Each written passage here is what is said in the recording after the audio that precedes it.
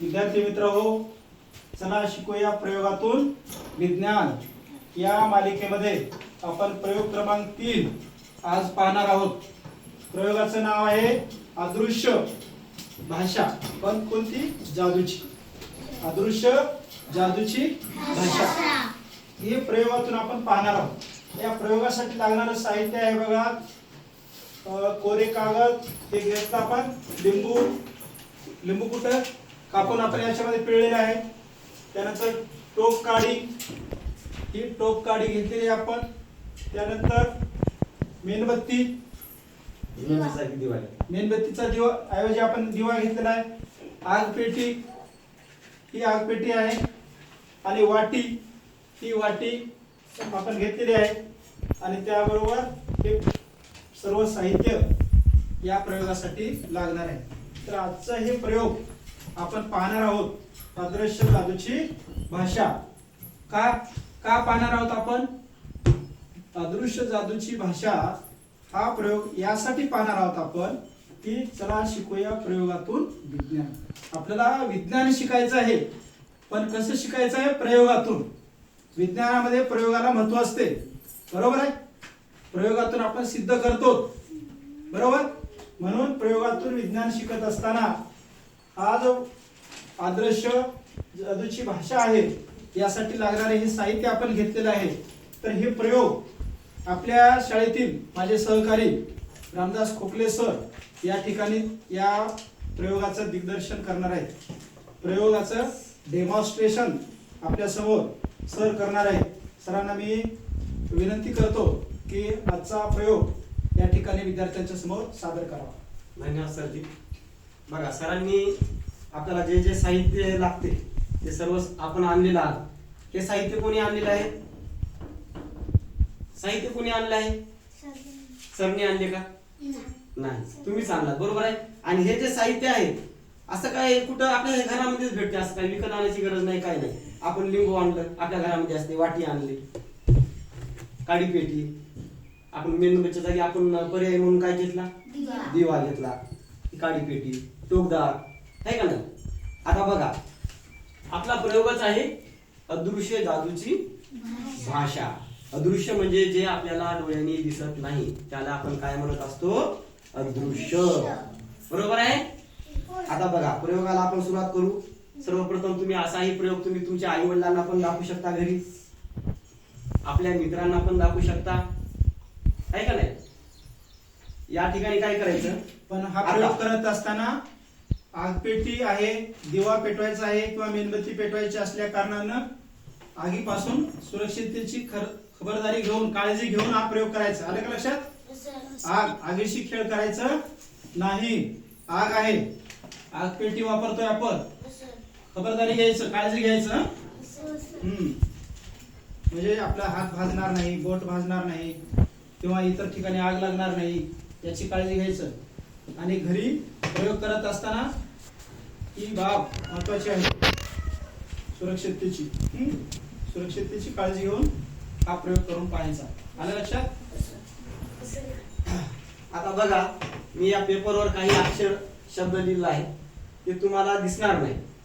आता यांनी जवळ असल्यामुळे ते पाहिलं, त्यांना माहिती आहे, पण त्यांना वाचता येईल का शब्द? नाही। तुला वाचता येईल का? नाही। बघा, मी याच्यावर काहीतरी लिहिलं, पण हे अदृश्य आहे। काय आहे? अदृश्य आहे। आता बघा,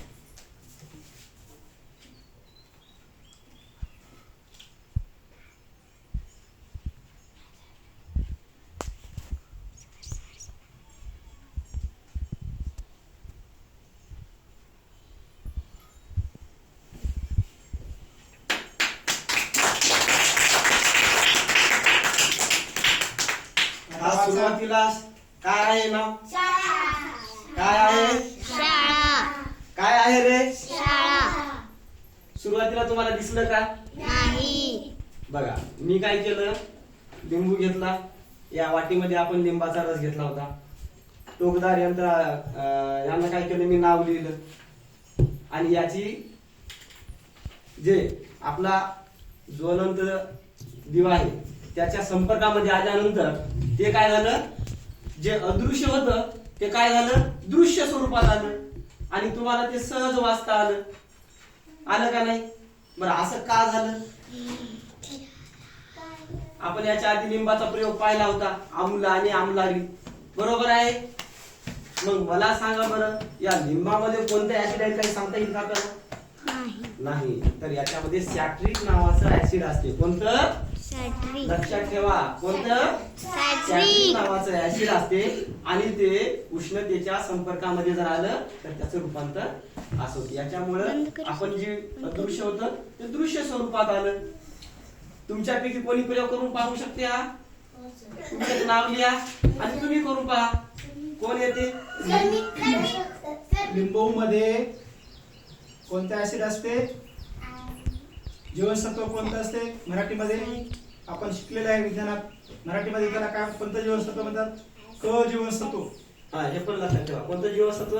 क जीवनसत्व. लिंबू मध्ये क जीवनसत्व असते आणि लिंबूच्या मध्ये क जीवनसत्वाचा असल्यामुळे अस्तित्व आपण लिंबू अन्न सेवनातून घेतो. लिंबूचा शरबत पितो आपण, पितो का नाही? कशामुळं? क जीवनसत्व मिळावं म्हणून. बघा आता मी तुम्हाला एक प्रयोग करून दाखवला. आता तूच एक असे स्वतः शब्द कर. लिख. याने लिह. आता दोन अक्षरी नाव. दोन अक्षरी शब्द लिह त्यावर. कोणतेही कोणताही लिह तुझ्या मनात. तुला जे दोन अक्षरी लिह. कोणताही शब्द लिह तू. तुम्ही सांगा. बाकीची या पाहू शकता असं येऊन. या इकडे बाजूला. या पहा. मागून या. पाठीमागे या. इकडून या, इकडून या. टेबलला हात लावू नका. ते हे तुम्हाला याच्या पुढून नका. इकडे इकडे. तू इकडून ये. हा ये इकडे. टेबलवर हात लावू नका. टेबल पडायचा. सर व्हिडिओ बंद करू. जास्त मोठा शब्द लिहू नको. जे लिहिले ते आता कम्प्लीट कर.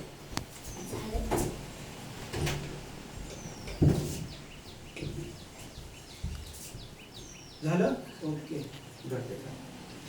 हा, राहू दे, काय होत नाही. सर दिसलं ना सर. जवळ घे.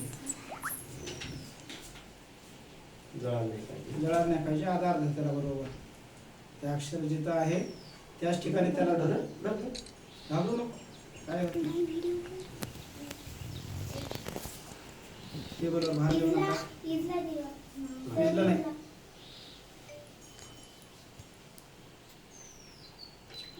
धर बरोबर, धर नाही व्यवस्थित. नाही जवळ कारण ते ओढ असल्यामुळं खूप काय काय नाही. दुसरं करा. दुसरे घे. शीतल तुली. मी नाव लिहिलं तू तुम्ही करा.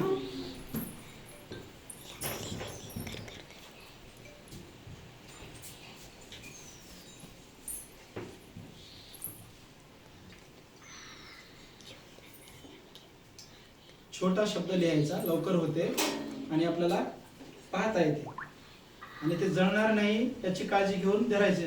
तेवढं अंतर ठेवून जे शब्द लिहिला आहे तेवढंच शब्द त्या आपल्याला दिव्याच्या वर धरायचं आहे. आपण असं धरलंय की त्याला जाळू लावत आपण. ते जळून द्यायचं कागद. आता बघा सर कसं धरतात ते बघा एक वेळेस परत एकदा. लक्ष द्या, निरीक्षण करा. ते दिव्याचं जाळ सर कागदाला चिटकू द्यायलेत का? द्यायलेत का चिटकू? संजीवनी तू काय चूक केली होती? त्याच्यावर तू धरली जळायसारखं. ते बघ सर कसं धरले. आधार ते अक्षर छापल्यासारखं वर प्रिंट होतात. व्हायलेत का नाही? हळूहळू दिसायले का? कोणता शब्द आहे? आई. आई. बघा अदृश्य होतं. दिसलं का नाही हिला? वाचता आलं? बबलू ये, तू इकडून ये बबलू. समू ये इकडून. आमन ये. बघा सरनं लिहिलं बघा शब्द आणि ते आता प्रक्रिया सुरू आहेत. बघा हा आला का? थोडं धरा. निरीक्षण करा.